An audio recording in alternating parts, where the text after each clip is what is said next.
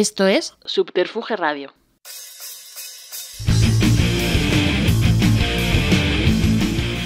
Simpatía por la industria musical, con Carlos Galán, en Subterfuge Radio.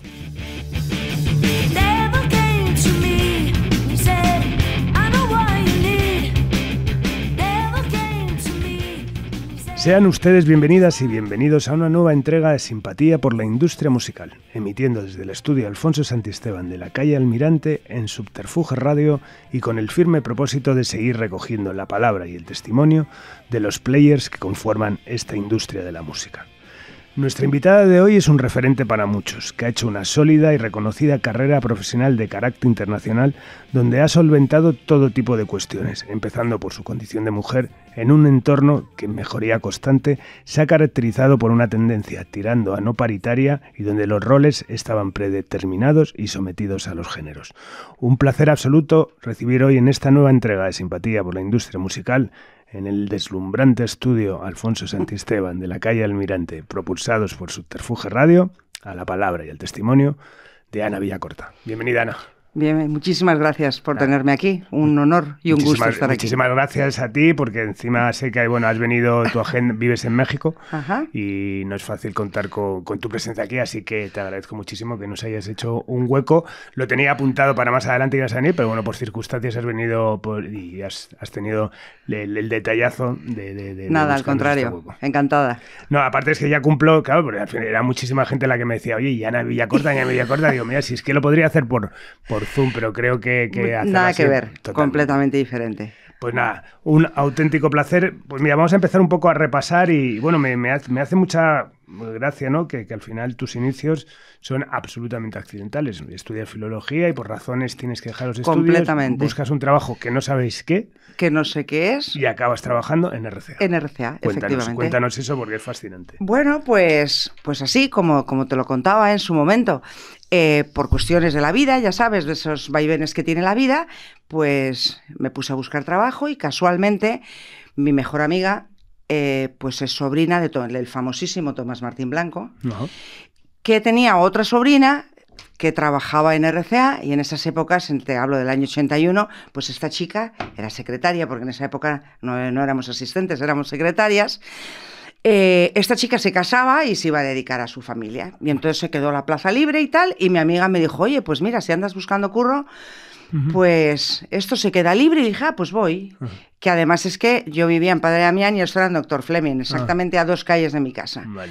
Mi amiga me acompañó, se quedó en la recepción y nada, salí con trabajo, como eran en esos años. No sabías casi ni a lo que ibas, pues no tenía ni idea, me gustaba la música como oyente, pero no tenía ni idea de que había sellos y de que RCA era un sello. No tenía la más remota idea. Y la plaza era para el departamento internacional, que me acuerdo que en esa época te hacían pruebas de mecanografía que me costaron bastante, porque además era un boletín de prensa, de Emmanuel, no se me va a olvidar nunca, de una canción que se llamaba Todo se derrumbó dentro de mí. Y yo más o menos escribía a máquina, pero claro, el asunto de entrecomillados, exclamaciones, esas cosas del teclado de arriba, pues la verdad no lo tenía muy controlado. Y yo copiaba y decía, ¿y este Manuel quién será? ¿Y por qué ponen tantas exclamaciones y tantas interrogaciones? Y tardé bastante en hacer la prueba, pero luego ya en la prueba, en la entrevista me desenvolvía mejor y el inglés también me desenvolvía mejor y ahí me quedé. Y ese fue un poco el proceso de selección, te hicieron esas pruebas. Pero salí con trabajo, o sea, estuve 2 horas y salí con trabajo con un contrato indefinido como pasaba en esas épocas.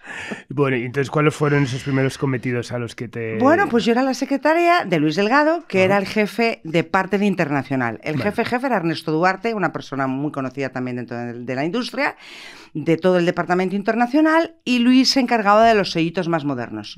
Llevaba básicamente Chrysalis, maravilloso, pero también llevábamos Mute Records, que fue por lo que sacamos el disco de Depeche Mode, el primer disco, y luego nos llegó Motown también. Motown que empezamos a reeditar, porque novedades tuvimos poco. Tuvimos solamente de novedad, me acuerdo, el de Lionel Richie, el que vendió toneladas, pero realmente lo que nosotros nos centrábamos era sobre todo en Chrysalis y en Mute, en los sellos más alternativones. Bueno, hay que hacer un inciso que te dije fascinante, que bueno, que en 1982 formas parte de un grupo de tecnopop que te sorprendiste porque lo conocía, pero bueno, que yo creo que está, hombre, no es la primera línea de esa época, pero hay mucha gente que lo conoce, que es Metallica. Sí, claro, la verdad es que sí, porque fue hace muchos años. Tengo que decirte que yo no estuve en la época más gloriosa de Metallica, porque verdaderamente el éxito de Metallica, que es el último superviviente, que de hecho fue la sintonía de mucho tiempo de Gonzalo Garrido de Radio España. La tenía como sintonía, y esa era un tema instrumental y yo era corista, cantando muy mal, por cierto, ¿eh? Pero eran unas épocas, pues bueno. ¿Llegaste a hacer directos? Sí, claro, en Rocola. En Rocola hiciste. Hicimos 1 o 2 Rocolas, no más, y poco más, la verdad, poco más.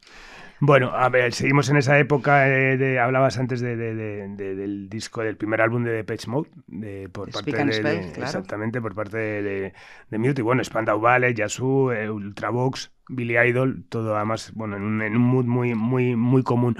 ¿Qué recuerdas de esa época? ¿Cómo era? Estamos hablando del Paleolítico superior, es decir, que no había internet, la comunicación era distinta. ¿Cómo era el proceso, por ejemplo? Había un disco nuevo de Yazoo y que os llegaba primero una demo para que lo escuchaseis. ¿Había algún tipo de presentación a nivel internacional? No, bueno, realmente como nosotros llevábamos esos sellos que eran más alternativos, era todo un poquito más rupestre. El jefe de Luis, que era Ernesto Duarte, él sí iba como RCA, pues a las reuniones, ya sabes, esas reuniones que se hacían en Nueva York y tal, donde estaban todos los departamentos, y ahí ponían música. Pero a nosotros nos llegaba así por Telex, imagínate. Telex y carta, porque no había ni fax en esa época. Claro. Entonces, pues nos llegaban las partes de producción, que eran las 2 pulgadas, aquellos enormes, y los fotolitos, que en la selección de color para hacer, porque en esa época básicamente lo que hacíamos era LPs, claro, álbumes. RCA no tenía fábrica en ese, ya no tenía. RCA tenía fábrica, creo que no. Tenía el estudio. El estudio, sí. Que curiosamente, bueno, luego te lo contaré, cuando regresé a Sony en el 2015 a España, que ves que está en la Castellana, pues el edificio donde está Sony, que es bastante grande, en realidad abarca el antiguo estudio de RCA, y dije, mira cómo es de redonda la vida y el disco. He regresado a España a trabajar en el mismo lugar donde empecé. Qué bueno. Y creo recordar que no era fábrica. Teníamos ahí un departamento de diseño, el estudio, pero fábrica creo que no. Vale. Bueno, y en 1983 te llaman de EMI, ¿no? Que cerraba las oficinas de Barcelona, ese momento en el que las compañías se vienen a Madrid, se instalan en Madrid, la Plaza Ramales. En la Plaza Ramales. Sí, aquí estuvo, que me pareció una de las historias más fascinantes, no sé, ¿te acuerdas de Raúl Ros? Hombre, claro, maravilloso. El estudio Raúl Ros era una belleza de persona. Contó una historia, vamos, a mí ha sido de mis entrevistas favoritas, porque bueno, al final no dejaba de ser un técnico, ¿no? Pero toda la historia bestial, ¿no? Claro, lo que pasa es que él estaba muy metido en todo, porque era el del estudio de allí y pasaban todos por ahí, claro. Sí, básicamente, y bueno, te lo recomiendo si lo puedes escuchar, pero bueno, te hago un pequeño spoiler que es maravilloso, porque él había estudiado electrónica y le llaman un día y le dicen, oye, mira, que tenemos aquí un montón de cosas, a ver si tú sabes enchufarlas. Y dice, bueno, pues voy para allá y tal, eso, y aparte de ahí empezó. Bueno, la época Ramales fue una época muy creativa, ¿no? Además, también teníais también el estudio ahí, o sea, que la gente era muy divertido. Grababa las demos, hay un montón de grabaciones. Yo llegué a editar una grabación de Plástico, un grupo que estaba Eduardo Benavente con 15 años, que se grabó ahí en una tarde. Mira, claro, estaba muy bien, ¿no? Esa época también que los sellos, bueno, ahora con 50-20, luego hablaremos de Sony también, claro. ¿no? La idea de tener un espacio abierto donde los grupos puedan grabar, ¿no? Me parece fascinante. Bueno, es eso, hablamos, el jefe era Javier del Moral, ¿no? Que era el responsable de AR, ¿y qué te hacen? ¿Para qué te llaman? Pues mira, me llamaron para secretaria todavía de 4 jefes que como te contaba, yo creo que es la época que más he trabajado en mi vida, porque claro, en esa época además eran dictados, pasarlo todo a máquina, en fin, era totalmente la prehistoria. Y entonces yo era la secretaria de Javier del Moral, que llevaba AR y Marketing, de Antonio García Oñate, que hacía AR con Javier, de Ramírez, Juan Alfonso Ramírez, que lo habían llevado para Explotación Internacional, que era el jefe de promoción de RCA. No me acuerdo ahora mismo del nombre exacto. Y Luis Delgado, que terminó viniéndose a EMI. Vale. Y entonces yo era secretaria de los 4. Y verdaderamente fue una época de mucha diversión, mucho aprendizaje, pero un disparate de trabajo. ¿Y qué recuerdas de esa época a nivel artistas que había? Pues mira, en esa época, claro, lo que pasa es que yo andaba ahí un poco a todo, porque en realidad en esa posición estuve muy poquito tiempo, estuve solamente 6 o 7 meses, porque Juan Antonio Ramírez, creo que se llamaba, dejó la compañía, que él era el que hacía Explotación Internacional, y me ofreció Javier del Moral esa posición. Entonces yo en realidad en EMI tuve esos 6 meses de absoluta locura, porque además tú conocías Ramales, claro. La Plaza de Ramales. Sí, la plaza la conozco, sí. No, pero EMI, ¿nunca fuiste a EMI? No. No. Porque en realidad eso era como el almacén de EMI, porque la central estaba en Barcelona. Y entonces cuando nos fuimos a Madrid... O sea, convivía las dos oficinas, ¿no? Convivía Madrid. Exactamente. Sí. Cuando cierra en Barcelona, pues obviamente empiezan a contratar gente en Madrid que no tenía sitio en absoluto para trabajar. Entonces estaba la planta así baja, donde entrabas y estaban allí promoción, porque claro, no era como la oficina de promo, ¿no? Y luego todos los nuevos nos metieron abajo, en el sótano, donde había un almacén, que no sabes el frío que hacía, y bueno, era un semisótano, y entonces había allí arriba pues esas ventanas que hay a pie de calle, donde de vez en cuando se hacía pis un perro y entraba, pero así como te lo estoy diciendo. Y entonces era todo muy complicado y esos 6 meses fueron muy raros. Pero enseguida empecé a hacer Explotación Internacional y, como te decía, pues Diango era como mi artista superestrella. Porque era además la época más importante de Diango, que en ese año, no me acuerdo, el 83 o por ahí, fue cuando salió el disco aquel famosísimo donde estaba Corazón Mágico y muchos temas importantes, y enseguida me empecé a enfocar ya en internacional. Que internacional en ese momento también era mucho Latinoamérica, sobre todo, claro, en el caso de básicamente en esos primeros años, desde luego, Latinoamérica. Bueno, puedo recordar, como creo que de los discos más importantes que sacamos en esa época, el disco de Tina Turner, el de Private Dancer, que además es que pasó una cosa muy curiosa, porque era un disco, recordarás que era muy ecléctico, ¿no? Que tenía muchos productores y muchos sonidos diferentes, y al principio, la verdad, en EMI España no lo veían mucho, y de hecho no lo habíamos editado, y había una presión ya cuando empezó a funcionar en todos lados, pues obviamente lo lanzamos y fue un súper éxito. Pero vamos, eso fue muy al principio, porque enseguida me empecé a enfocar en la parte internacional. Qué bueno. Bueno, y en 1985 EMI compra Hispavox. EMI compra Hispavox. Hispavox, que era la gran compañía. Independiente, el gran catálogo y además una compañía independiente, además de muy potente en España, con una presencia internacional tremenda. La verdad es que en esa época Hispavox tenía muchísimo más fuerza en Latinoamérica en particular, claro, de lo que tenía, desde luego, EMI. Y yo no sé si hasta CBS, fíjate. Yo no sé si hasta CBS. Yo creo que era la más importante, por no hablar de Warner, que en esa época ni tenían oficinas en España. Y entonces tenían un departamento internacional muy potente. Los diferentes presidentes, por ejemplo, José Luis Gil, pues había sido presidente de la compañía y él tenía un conocimiento tremendo de toda Latinoamérica. Y Luis Calvo, que era el director del Departamento Internacional, pues tenía una experiencia tremenda en Latinoamérica, bueno, y en el marketing internacional. Y realmente ahí fue cuando yo empecé a profesionalizarme. Claro. Porque cuando lo hacíamos en EMI, teníamos un departamento internacional, pues porque había que tenerlo, tenía a Diango, a Rocío Jurado. No, que lo importante de Rocío Jurado fue ya cuando compramos Hispavox. Pero realmente era todo un poquito amateur. Claro. Y cuando llegué a Hispavox como asistente ya de Luis Calvo, pues ahí aprendí verdaderamente lo que era hacer un trabajo internacional. Y vives ese, luego ya hemos vivido muchísimas fusiones y muchísimas tal, pero bueno, es la gran fusión en España, ¿no? De un catálogo internacional como el de EMI, adquiere Hispavox.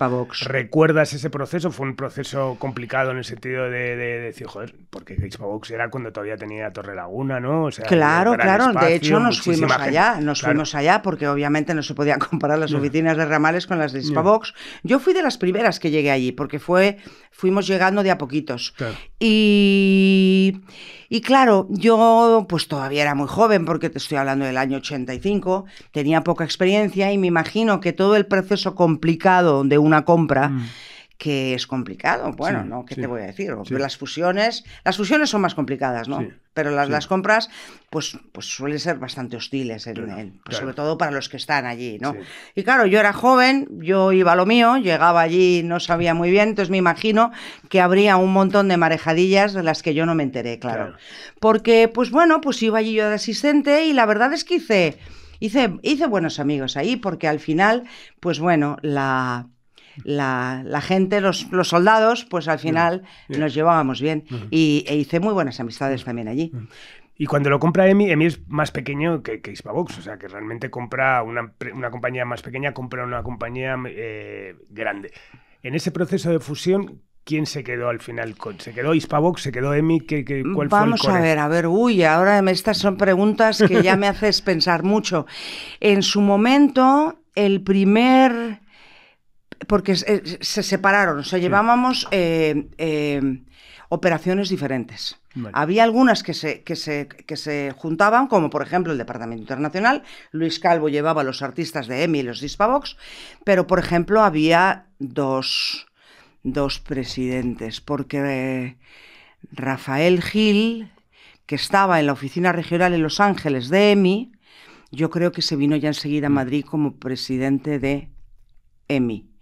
Y estaba Aurelio González, se quedó como presidente de Hispavox, que él era una persona de Hispavox. Y me parece que se marchó de la compañía, o lo marcharon de la compañía, y se quedó Avelino Esparza, que en su momento era el director de la editorial de EMI. Vale. Que estaba ahí en Ramales con nosotros, en el mismo sotanillo estaba ahí también Avelino. Porque Avelino era de Barcelona, era catalán, y él llevaba la editorial en Barcelona. Y cuando se vino EMI para Madrid, él se vino para acá. Y entonces Avelino tenía un perfil bastante ejecutivo, y cuando Aurelio González se marcha de la compañía, que me imagino que tal vez no fue tan voluntario, la verdad no lo recuerdo bien, porque yo te digo que yo era soldado y no me enteraba de todas esas movidas. Entonces se puso al frente Avelino Esparza. Y Rafael Gil, sí, entonces al final el desembarco de EMI fue, pues como pasan estas cosas. Y en este caso una compra, pues todavía más, ¿no? Porque en la fusión de dos compañías grandes, pues son dos. Pero aquí al final, pues EMI termina absorbiendo los puestos de dirección. Claro. Pero bueno, conviviendo además con éxitos, ¿no? Rafael, Paloma San Basilio, en su momento José Luis Perales, bueno, y Alaska y Dinarama, ¿no? En el momento. Claro. De hecho, yo lo que más trabajé, claro, porque luego teníamos artistas que venían de EMI, por ejemplo los Ronaldos. Lo que pasa es que esos yo no trabajé mucho internacional, pero Loquillo era de Hispavox, Gabinete Caligari era de EMI, Ramoncín era de EMI. Entonces había allí una fusión interesante, pero desde luego el primer gran artista con el que yo trabajé ya de Hispavox, porque Paloma San Basilio sí, claro, pero la novedad era totalmente Alaska y Dinarama, porque en ese momento Rafael y Perales ya se habían marchado de la compañía. Estaba todo su catálogo, por eso yo lo pongo, porque nosotros trabajábamos mucho el catálogo, pero en realidad ellos no estaban en la compañía. Entonces yo, como artistas adultos contemporáneos o grandes estrellas, con los que más trabajé fue con Diango, desde luego, con Paloma San Basilio y con Rocío Jurado. Y luego el artista así alternativo, y que además me parecía espectacular, fue Alaska y Dinarama. Y de hecho, como te contaba, mi primer viaje a Latinoamérica fue con Alaska y Dinarama. Que eso era parte de la responsabilidad del Departamento de Desarrollo Internacional, efectivamente, ¿no? Que Rafael Gil te da la oportunidad. Me da la oportunidad. En esa época yo era bastante junior y además éramos un departamento donde estaba Luis Calvo al frente y éramos dos personas. Un compañero mío mexicano, del que guardo mucho cariño, que se llamaba Nicolás Harrison, y él era más senior que yo. Y entonces cuando Luis Calvo se va, pues parecía que la persona que por naturaleza iba a ocupar el lugar era Nicolás Harrison, y fue bastante sorprendente cuando Rafa decidió que fueres tú. Que fuera yo, y la verdad es que me dio me dio esa oportunidad. ¿Y en qué se basaba, en qué consistía básicamente lo que era el desarrollo internacional en esa época? Principalmente potenciar que los grupos viajasen, que los discos se publicasen en los países. Efectivamente. Teníamos una parte más mecánica, por así decirlo, más de logística, que era toda la parte de mandar las partes de producción, mandar los vídeos, que era todo. Porque claro, ahora lo mandas así. En un WeTransfer. Efectivamente, pero en esa época tenías que agarrar unas cintas, las tenías que envolver en papel de plata para que no se borraran, tenías que mandar el courier, luego lo paraban en la aduana, en fin, era todo un lío. Y mandabas los fotolitos, el color magenta, me acuerdo que yo empecé ahí, ese color magenta, ¿qué coño será el color magenta? Pero bueno, el caso es que estaba toda esa parte logística que llevaba mucho trabajo, claro, porque al final el label copy, todas esas cosas, y luego estaba la parte de marketing, que realmente en esa época los planes de marketing, la verdad, ni siquiera, hoy está todo mucho más profesionalizado y mandas un plan de marketing madre sobre el que los demás países. En esa época, la verdad, los países hacían un poco la guerra por su cuenta y básicamente tenías que perseguir a todo el mundo para que invirtiera. En ese momento la verdad es que era básicamente la radio, había poco feedback, había poca información, entonces en realidad no sabías bien qué estaban haciendo, y sobre todo que los artistas fueran ahí a hacer promoción, porque la promoción era una herramienta, era y sigue siendo, aunque muchos artistas ya piensen que no la necesitan, era y sigue siendo una herramienta importantísima, sobre todo cuando quieres acercarte a mercados que no son el tuyo. Claro. Entonces, esa era básicamente, entonces teníamos que hacer toda la logística de los billetes de avión, que en esa época tampoco eran electrónicos, te daban unos billetes de avión cuando hacías una gira grande, una cosa así tremenda. Sí, tienes que llevar ahí toda la documentación, todo efectivamente. Sí. Vale, y esa es a partir del año 83, ¿no? Cuando empiezas a crecer ya internacionalmente. Ahora ya las que los... y Ole Ole, también trabajé mucho con Ole Ole. Que también en Latinoamérica. Era Dispavox, era Dispavox y les fue súper bien. Yo empecé a trabajar con Ole Ole cuando entraba Marta Sánchez, justamente. Ya. Ajá. Vicky Larraz no me tocó, tocó ya Marta Sánchez. Bueno, hablabas en especial de Rocío Jurado, porque además, su manager, ¿no? Jaime Torregrosa, se convierte en tu marido. Ya te empieza a gustar en México, Latinoamérica, con la perspectiva de ir, o al final... No, ni se me había pasado por la cabeza. Nada, ¿no? Las grandes decisiones de mi vida siempre han sido porque de repente han aparecido. Pero yo desde que llegué a México me enamoré de México. Sí. ¿Y cómo surge? De repente te dicen, oye, ¿tú te quieres ir a México? No, fíjate, no, en realidad yo no me fui a México, me fui a México de una manera coyuntural, porque en realidad esas cosas que pasan en las compañías, que son muy raras, había una dirección regional de marketing que... No me acuerdo quién era el primero. Que abarcaba toda Latinoamérica. Abarcaba toda Latinoamérica, efectivamente. Y luego tenía un jefe que estaba en Londres, porque mira, una compañía inglesa, muy, muy inglesa. De hecho, el jefe de internacional estaba en Londres y llevaba el mundo entero, menos Japón, Estados Unidos e Inglaterra. Y luego todo lo demás lo llamaban abroad, porque para ellos era como el imperio británico. Entonces tenían un jefe latinoamericano, claro, para que entendiera empezando por español. Y hubo varios cambios de dirección, y el último director de marketing regional estaba en Argentina, era Pelo Aprile, que es un personaje mítico muy amigo mío, lamentablemente ya falleció, y él lo ficha Polygram. Y entonces cuando lo ficha Polygram y se quedan sin director regional de marketing, le piden que recomiende a alguien y él me recomienda a mí. Entonces hablan con Rafael Gil, le dicen que estaba esta oportunidad y Rafael, de nuevo, como mentor mío, de una manera muy, muy, muy generosa, dice que venga, que me vaya.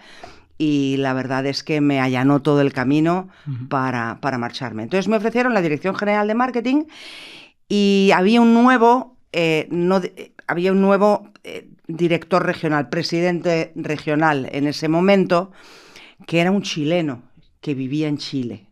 Entonces, en esas locuras del momento, la oficina regional de EMI, la base estaba en Chile, que es un lugar bastante exótico, ¿no? Sí. Para que tener la oficina regional. Sí. Entonces me ofrecieron estar en cualquier lugar de Latinoamérica que yo considerara.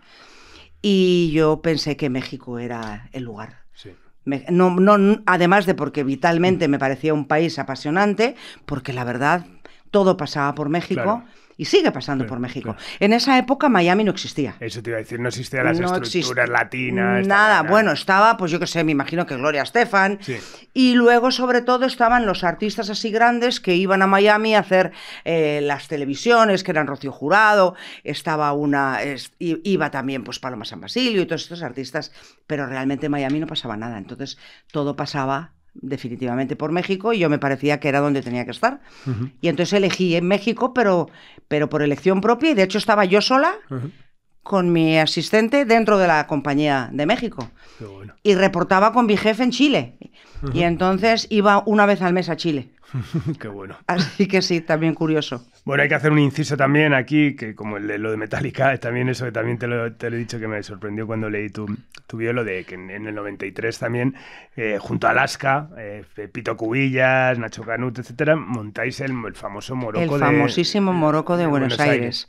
Pues Pito, yo tenía muy buena relación con Pito porque trabajé con él todo el desarrollo básicamente europeo de Héroes del Silencio. Claro. Que fue un trabajo muy bonito, la verdad. Nos fue muy bien en Alemania. Gratificante, ¿no? Claro, sí, la verdad, yo creo que fue definitivamente el artista más importante que he trabajado yo en Europa. Y bueno, no solamente yo, sino artistas españoles triunfando en Alemania como Héroes del Silencio, yo creo que pocos. Entonces, ellos ya tenían el Morocco de Madrid. No era el Morocco, era el Estela, ¿no? O Morocco. Morocco también, sí, Morocco. Sí. Y entonces querían montarlo en Argentina y nos dijeron, ¿os gustaría ser socios? Y dijimos, pues sí. Y entonces nos asociamos con él. Él llevaba, la verdad, toda la parte creativa. Bueno, él y Olvido, pero él mucho, la verdad, era un tipo súper creativo.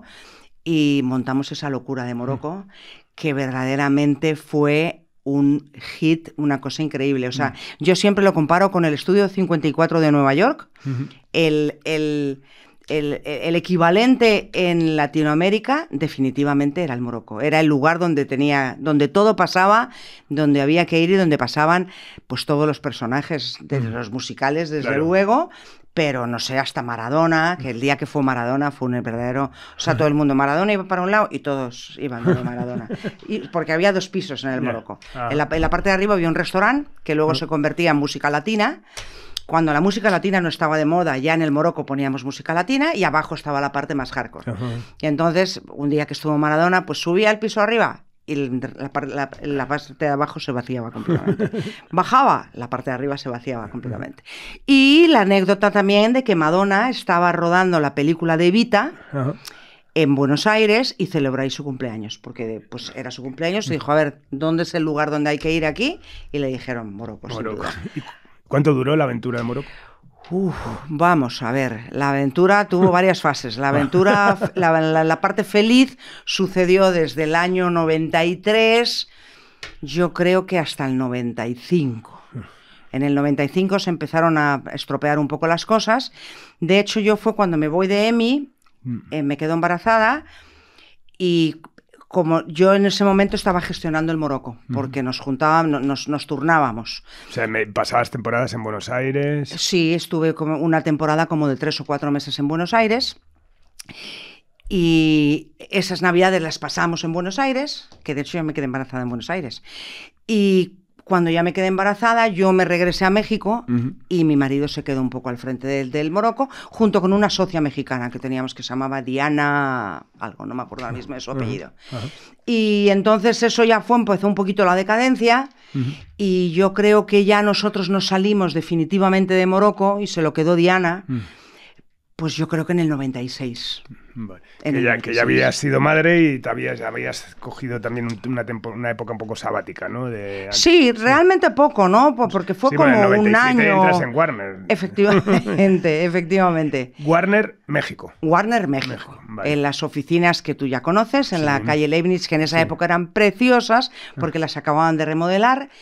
Y y me contratan, ya es la primera vez que yo hago marketing local. ¿Quién era el presidente allí en ese momento? El presidente, bueno, estaba el mítico Julio Sáenz, que también es un personaje súper conocido, que ya no estaba en ese momento, estaba en Estados Unidos, y se había quedado un argentino, que ahora mismo no recuerdo cómo se llamaba, que era el director financiero, y se había quedado él a cargo. Y como me conocía por medio de Julio Sáenz, me ofreció la oportunidad, junto con José Luis Villarreal, que era el vicepresidente de marketing, porque en esa época Warner era la compañía boutique, pero con un catálogo que era una cosa súper de lujo. Entonces José Luis Villarreal era el vicepresidente de marketing, porque el presidente, ahora me saldrá el nombre, y teníamos dos divisiones. Teníamos la división de internacional y la división de local. En la división internacional la llevaba otra persona y yo llevaba el marketing local, pero estuve muy poco tiempo. Ahí, cuando yo a los 3 meses o así de llegar yo, vino Íñigo Zabala, de presidente. Bueno. Y entonces yo coincidí poco con Íñigo, porque él llegaría como en enero o así. En enero creo que llegó. Y yo me marché a BMG en mayo. Pero en ese año corto que estuve, pues mira, de internacional te puedo decir que tuvimos ni más ni menos que Más, de Alejandro Sanz, y el disco de Romances 2 de Luis Miguel. Y Maná, o sea que también... Pero eso era local. Ese era local. Y entonces yo me encargaba de Maná, claro, de Sueños Líquidos, que fue también de los enormes discos de él, el primer disco de Francisco Céspedes, que fue el disco de Francisco Céspedes, y también Edith Márquez, que era un artista local que no viajó por el mundo, pero que era muy importante allí, que también pegó otro pelotazo. Entonces yo creo que estuve en uno de los años más dorados de Warner. bueno. Me tocó. Y en el 98 te vas a BMG, te hacen una oferta, En supongo. el 98 me hacen una oferta de BMG, que también tenía en ese momento separado Ariola de RCA, y a mí me ofrecen la dirección de marketing de Ariola, con lo cual tenía artistas locales e internacionales. Y ahí estuve, pues en realidad poco tiempo, porque el otro director de marketing, que era el de RCA, se marchó enseguida. Porque él venía de CBS, se vino a BMG, no le gustó mucho BMG y se volvió a CBS. Bueno. Era una cultura muy diferente la de CBS que la de BMG, una compañía alemana, en fin. Y entonces me ofrecieron ya quedarme con el marketing general. Entonces me quedé como directora de marketing. Para México. Para México, bueno, de BMG, o sea, de todos los sellos. Vale. ¿Y qué recuerdas de...? Porque México, todo lo que tiene dices, todo pasa por México, pero bueno, todo lo tiene también de especial, ¿no? Es un país con muchas peculiaridades. Me imagino que incluso a la hora también del marketing, supongo que era un país que y una época, pues todavía en 98 todavía estaba la cosa normal, que eso, hablamos de piratería, hablamos de...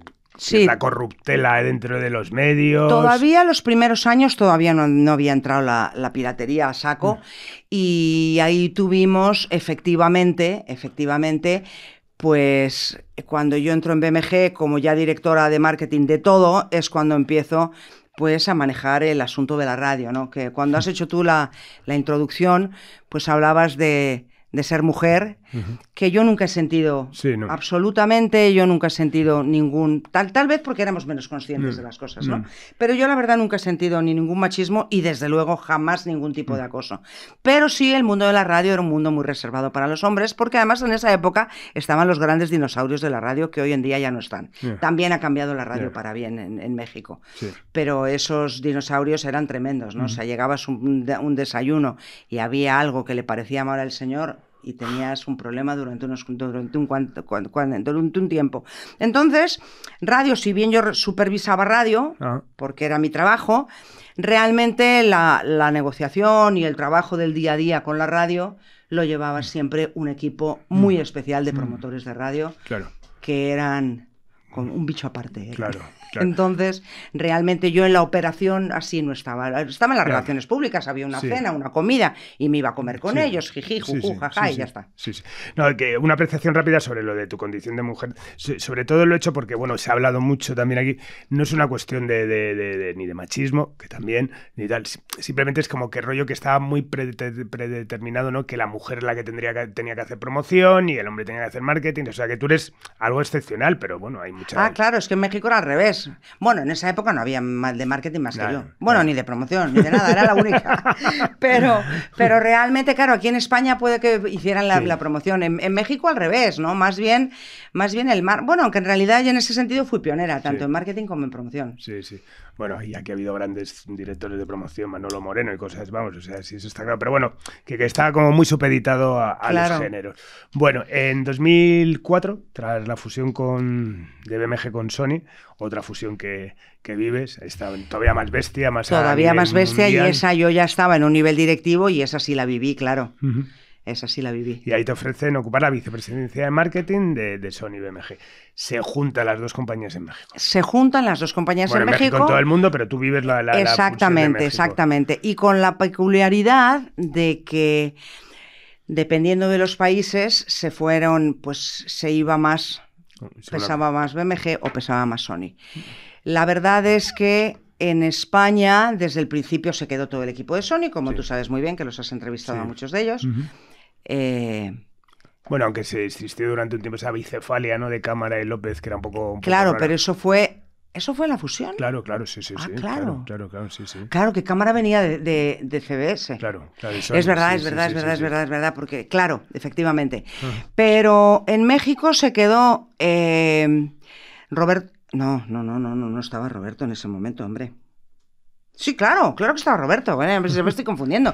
Roberto López fue el que hizo la fusión de BMG porque a Roberto lo habían traído primero como presidente de BMG. Y cuando llevaba poco tiempo fue la fusión y él fue el encargado de gestionar esa fusión. No sé si has tenido oportunidad de conocer a Roberto, pero la verdad es que sigue siendo mi jefe al día de hoy. Y además de tener una calidad de ejecutivo francamente espectacular, como persona creo que es todavía mejor que ejecutivo. Y entonces él tiene un estilo de management muy conciliador, porque es una magnífica persona, y dentro de todo yo creo que en México fue el lugar donde la fusión fue más suave. Sí. Porque obviamente tuvo sus cosas abruptas, como pasan estas cosas, pero fue una fusión bastante smooth, o sea, fluyó bastante bien. Y como era una compañía muy bestia, porque CBS era muy bestia, CBS era el número uno de lejos con respecto a nosotros, entonces mantuvimos las estructuras de ventas separadas, que creo que fue un gran acierto, porque entonces en el mercado salían a competir Sony y BMG salían a competir en el campo de batalla. Aunque salían del mismo almacén, prácticamente. Efectivamente, en la misma fábrica, en el mismo almacén, pero la fuerza de ventas creo que fue un enorme acierto para no perder market share, sino al contrario, ganarlo. Y en marketing la verdad es que en vez de dividirnos por sellos, como en ventas, nos dividimos por expertise. Uh-huh. Entonces, Diego Laviada, que sigue siendo uno de mis mejores amigos, que además fue muy curioso, porque separamos el marketing, yo hacía marketing y él hacía promoción, porque él tenía todo el expertise de la radio que te contaba antes y yo todo el expertise del marketing. Entonces, cuando Roberto se reunió con Diego y tendría la conversación que fuera, porque claro, Diego no lo conocía y no tenía mucha confianza con él, pero yo que tenía mucha confianza con Roberto siempre cuento esta anécdota, porque cuando me dijo que nos íbamos a dividir marketing de promoción, yo le dije: Roberto, eso no va a funcionar, eso no va a funcionar, porque luego los de promoción luego te ponen la zancadilla y luego te dicen que si la radio, que si esto, que si lo otro, a mí me parece que no, que tal, que cual. Y bueno, afortunadamente me equivoqué de cabo a rabo, trabajamos estupendamente desde el día 1 y al día de hoy, pues, si yo digo de mis amigos de verdad de la industria en México, sin duda, Diego es uno de ellos. Qué bueno. Así que fluyó súper bien. E hicimos un súper equipo, la verdad. Un súper equipo que me imagino que además también fue clave, ¿no?, para lidiar, ¿no?, la gran crisis mundial de la música, ¿no? Efectivamente. Destacas aquí, pones especialmente en Latinoamérica, pero bueno, realmente, bueno, al final fue en todos lados, pero me imagino que en Latinoamérica fue más bestia, ¿no?, como más rápido. Sí, claro, hasta el 90%. Primero, en Latinoamérica hay una economía sumergida informal en todos lados, o sea, no solamente en la industria discográfica, en todo, la piratería está en todos lados y además de una manera muy presente, porque en España también estaba el Top Manta y tal, pero eran lugares específicos y salían corriendo cuando venían policía. En México no, en México tú ibas a cualquier mercadillo y tenías puestos más grandes que los de las tiendas, con la piratería, pero con un descaro absoluto. Bueno, al día de hoy, por ejemplo, si tú vas a un concierto en México, en la entrada... Sí, hay merchandising. Está todo el merchandising. Sí. Ahora ya no venden CDs ni DVDs, claro. Pero cuando los vendían en la puerta del Auditorio Nacional los estaban allí vendiendo. O sea, de una manera completamente descarada. Entonces, por un lado tenías eso. Y por otro lado, claro, en países donde el poder adquisitivo es muy menor, claro. Pues es muchísimo... Había mucha gente que si no tenía acceso que no tendría acceso a la música legal, claro. porque no tenían poder adquisitivo para ello. Claro. Entonces, por ejemplo, una de las cosas que nosotros hicimos en ese momento fue prácticamente abandonar la música que hoy en día está tan de moda, la música regional mexicana, porque realmente tenías que venderlo a precios bajos, porque si no la gente no lo compraba, pero seguía sin ser competitivo. Claro. Entonces, en México, bueno, en toda Latinoamérica, bueno, había países donde directamente ya no editaban discos, como Perú y Ecuador. Claro, pues en toda Latinoamérica fue muy fuerte Qué curioso, ¿no? Lo de la regional, ¿no? Que ahora es el gran boom de la música, que en ese momento renunciaseis, claro, porque era lo más popular. Era lo más popular y no es que renunciáramos, obviamente teníamos artistas, pero todo un departamento que había se fue pues no abandonando sería la palabra, ¿no? Pero sí se fue dejando un poco. ¿Y se asumió, tú crees, rápido o fue un proceso, o sea, hubo una cierta lucha contra esa piratería, un intento de concienciar a la gente? Tremendo. La verdad es que hacíamos pues campañas corporativas contra la piratería y hacíamos cosas, pero realmente era complicado, porque luego además se juntó la piratería física con Napster y con la piratería digital, entonces hubo un momento en donde estaba muy complicada la permanencia de la industria como tal, y de hecho pues vivimos muchos recortes, como casi todas las compañías, vivimos muchos recortes, y hubo un momento en que siempre pensábamos que había algo inmutable, ¿no? Que es que la música seguía interesando, ¿no? Entonces yo siempre decía, mira, esto tocará fondo en algún momento y saldremos hacia adelante porque el interés por la música no solamente no había bajado, sino que cada vez era más importante. O sea, cada vez, por ejemplo, en los mundiales, pues estaban los grandes artistas cantando, cosa que hacía 30 o 40 años no pasaba. Y en las películas, las bandas sonoras cada vez tenían más relevancia, o sea, los espectáculos en vivo, entonces la música estaba más viva que nunca. Pero la industria como tal pasó momentos, bueno, que tú ya lo sabrás con todos los invitados que has tenido. Bueno, y que lo viví y lo viviste, claro, efectivamente, lo viviste en carne propia. Sí, totalmente. Sí. Bueno, en 2015, por motivos personales, regresas a España con tu familia y vuelves a la Avenida de los Madroños, ¿no? No, ya estaban en castellana. Ya estaban en castellana. Vale. Ya estaban en castellana. Vale. Claro. Y regreso un poco a mis inicios, a hacer el desarrollo internacional. Vale. Entonces, mi jefa era Blanca Salcedo y obviamente Barbat, que la verdad me acogieron súper bien, ¿no? Bueno. Porque bueno, más allá de que fuera una posición que en ese momento necesitaban, pues bueno, la verdad es que pues, fue una cosa como siempre pasa en Sony, que es una compañía maravillosa, donde siempre se tiene muy en cuenta que las personas puedan conciliar su vida personal con su vida profesional, y me acogieron estupendamente y estuve 5 años donde la verdad disfruté muchísimo también. Mira, eso me apetece que lo contemos porque en eso creo que Sony ha sido un precursor y bueno, afortunadamente yo creo que ahora todas las compañías somos así, ¿no? La búsqueda de la conciliación y tal, hablábamos antes de esa industria machista, pero luego también esa industria agresiva, ¿no? De trabajar 15 horas, 18 horas, no sé qué. Se han cambiado esos roles. ¿Tú realmente lo notas, que ahora mismo se prioriza el bienestar también del trabajador frente...? Sí, vamos a ver, desde luego sí. O sea, no me gusta llamar la palabra política porque suena un poco... Pero la ideología, por así decirlo, de Sony es muy conciliadora. Y yo recuerdo, por ejemplo, en otro momento terrible que fue la pandemia, la carta que mandó Robert Stringer a todos los empleados, yo la recuerdo como una carta tan emotiva, tan personal, tan cercana, donde empezábamos a trabajar remoto, que fue otra cosa, bueno, pues todos lo vivimos también, ¿no? Y entonces él, por ejemplo, decía que le gustaba cuando tenía conversaciones con sus colegas, escuchar el ladrido de un perro o un niño pidiendo algo, porque son esas cosas enternecedoras que pasan, que de repente pues está un presidente de una compañía y de repente llega su hijo y ahí está, ¿no? Y lo decía de una manera tan amable, que siempre, ¿no? Y hay programas de todo tipo, programas sociales, hay una línea online para ayuda psicológica, o sea, realmente Sony es una compañía maravillosa en eso, pero, no obstante, sigue siendo complicado conciliar la vida y terminamos trabajando 15 horas. Porque claro, estamos en la oficina, pues como te pasa a ti, estás en la oficina, que me ha sorprendido que llegan todos muy temprano aquí, lo cual me parece estupendo, y luego terminas a las 3 de la mañana con un concierto. En un concierto. No sé dónde. Entonces esa parte, pues por la esencia misma de nuestra industria es difícil. Total. Es difícil conciliarla. Entonces lo intentamos conciliar de la mejor manera posible, pero lo que sí es cierto, y a eso me refería, es que hay compañías que si de repente un alto ejecutivo por una cuestión personal quiere cambiarse de país, pues a lo mejor en otra compañía dicen, pues bueno, esta persona no es una persona válida porque no tiene esa ambición desmedida, que diría Tangana. Entonces, realmente en ese sentido Sony es una compañía que entiende, que entiende. Sí.